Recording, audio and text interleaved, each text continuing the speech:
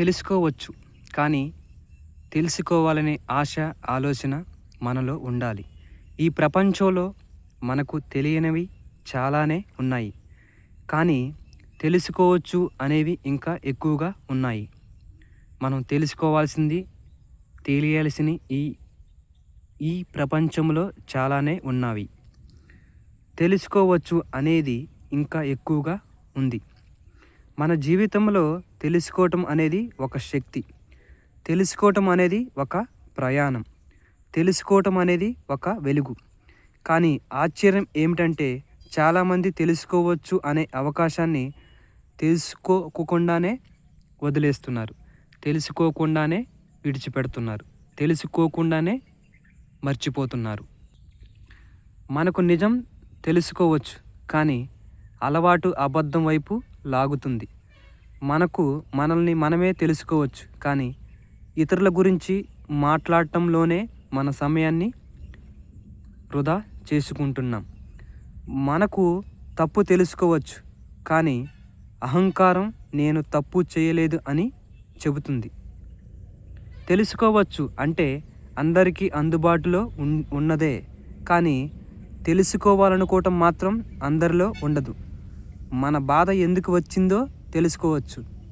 మనం ఆనందం ఎందుకు దూరమైందో తెలుసుకోవచ్చు.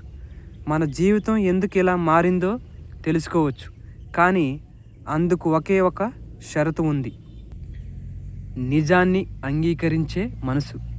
తెలుసుకోవచ్చు అంటే పుస్తకాలు చదవటం మాత్రమే కాదు, వినటం మాత్రమే కాదు, చూడటం మాత్రమే కాదు, అనుభవించటం, అంగీకరించటం, మార్పును స్వీకరించటం. ఇవన్నీ కలిసినప్పుడే నిజంగా తెలుసుకోవచ్చు. చాలామంది అంటారు, నాకు అన్నీ తెలుసు. కానీ నిజం ఏమిటంటే తెలిసినవాడు ఇప్పుడు ఇలా అంటాడు, ఇంకా తెలుసుకోవాలి. మన మాటల వెనక అర్థం తెలుసుకోవాలి. మన నిశ్శబ్దం వెనక బాధను తెలుసుకోవాలి. మనం కోపం వెనక భయాన్ని తెలుసుకోవాలి. మనం భయం వెనకున్న దాగి ఉన్న బాధను తెలుసుకోవాలి. అన్నీ తెలుసుకోవచ్చు, కానీ మనకు మనమే అబద్ధం చెప్పుకుంటే ఏది తెలియదు. తెలుసుకోవచ్చు అంటే జీవితాన్ని నిందించకుండా చూడటం, వ్యక్తులను కాదు పరిస్థితులను అర్థం చేసుకోవటం. ఒక్కసారి ఆలోచించండి. మీరు ఇప్పుడున్న స్థితి ఎలా వచ్చిందో తెలుసుకోవచ్చు. మీరు ఎలా మారాలో తెలుసుకోవచ్చు. మీరు ఎక్కడ తప్పిపోయారో తెలుసుకోవచ్చు. అన్నీ తెలుసుకోవచ్చు, కానీ ఒక ప్రశ్నకు మీరు నిజాయితీగా సమాధానం ఇవ్వాలి. నేను నిజంగా తెలుసుకోవాలి అనుకుంటున్నానా? ఎందుకంటే తెలుసుకోవచ్చు అనేది అవకాశం, తెలుసుకోవటం అనేది నిర్ణయం. ఆ నిర్ణయం తీసుకుంటే జీవితం మారుతుంది.